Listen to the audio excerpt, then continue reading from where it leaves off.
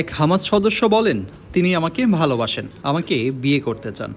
আমার মাকে আমার কাছে আনা হবে যাতে তিনি বিয়ের অনুমতি দেন।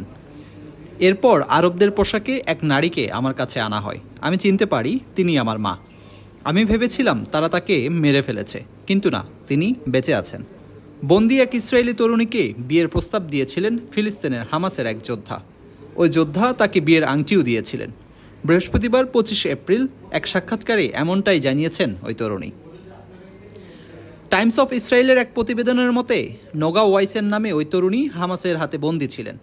50 দিন পর গত বছরের নভেম্বরে বন্দি বিনিময়ের সময় তিনি মুক্তি পান। বৃহস্পতিবার চ্যানেল 12 নামে এক ইসরায়েলি টেলিভিশনের চ্যানেলকে সাক্ষাৎকার দেন তিনি। জানান, এক হামাস যোদ্ধা তার প্রেমে পড়েন। এরপর তাকে সরাসরি বিয়ের প্রস্তাব দেন। নোগা বলেন, বন্দিত্বের 14তম দিন তিনি আমাকে একটি বিয়ের আংটি দেন। মুক্তি পাওয়ার আগ পর্যন্ত আমি তার সাথেই থাকতাম। নোগা আরও বলেন, তিনি আমাকে বলতেন, সবাইকে মুক্তি দেওয়া হবে, কিন্তু আপনি এখানে আমার সাথে থাকবেন এবং আমার সন্তানদের লালন পালন করবেন। এক হামাস সদস্য বলেন, তিনি আমাকে ভালোবাসেন, আমাকে বিয়ে করতে চান। আমার মাকে আমার কাছে আনা হবে যাতে তিনি বিয়ের অনুমতি দেন। এরপর আরবদের পোশাকে এক নারীকে আমার কাছে আনা হয়। আমি চিনতে পারি তিনি আমার মা। আমি ভেবেছিলাম তারা তাকে মেরে ফেলেছে, কিন্তু না, তিনি বেঁচে আছেন। বন্দি এক ইসরায়েলি তরুণীকে বিয়ের প্রস্তাব দিয়েছিলেন ফিলিস্তিনের হামাসের এক যোদ্ধা।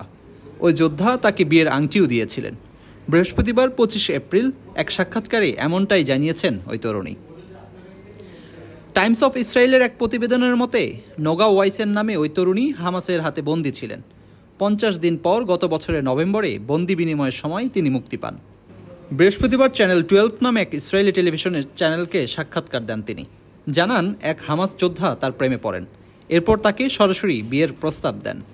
নোগা বলেন, বন্দিত্বের 14তম দিন তিনি আমাকে একটি বিয়ের আংটি দেন। মুক্তি পাওয়ার আগ পর্যন্ত আমি তার সাথেই থাকতাম। নোগা আরও বলেন, তিনি আমাকে বলতেন, সবাইকে মুক্তি দেওয়া হবে, কিন্তু আপনি এখানে আমার সাথে থাকবেন এবং আমার সন্তানদের লালন পালন করবেন।